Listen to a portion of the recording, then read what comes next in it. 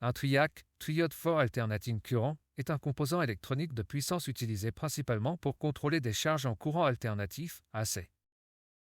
C'est un type particulier de thyristor qui peut conduire le courant dans les deux sens, ce qui le rend idéal pour le contrôle de charge sur des circuits AC. Fonctionnement du TRIAC. Le TRIAC est un dispositif semi-conducteur à 3 bornes, similaire à un thyristor, mais avec la capacité de conduire dans les deux directions une fois activé. Il possède 3 broches. Mot 1, main terminale 1. Mot 2, main terminale 2. G, get, la broche de commande. Le TRIAC se comporte comme 2 thyristors montés en parallèle inversé.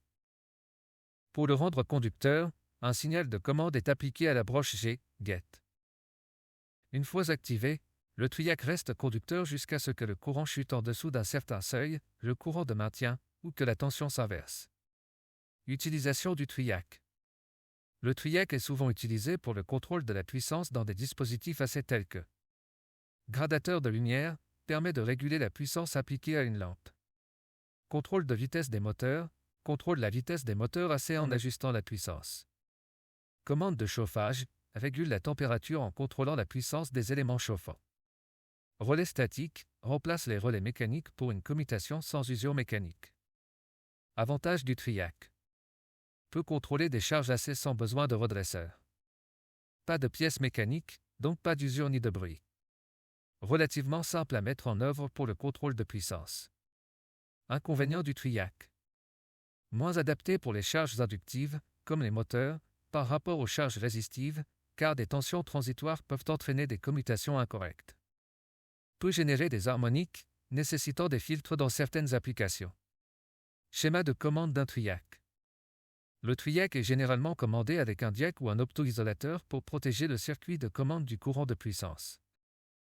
Voici un exemple de circuit simple.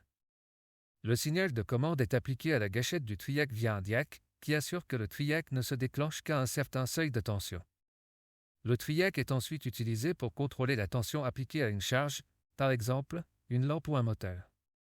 Exemple de TRIAC populaire. BT136, BT137, communément utilisés pour des applications domestiques comme les gradateurs et petits contrôleurs de moteur. BTA16, BTA41, utilisés dans des applications nécessitant des courants plus élevés, comme les gros moteurs ou les systèmes de chauffage industriels. Le TRIAC est donc un composant clé pour contrôler la puissance dans les appareils AC, en particulier lorsque des solutions compactes et sans commutateur mécanique sont recherchées.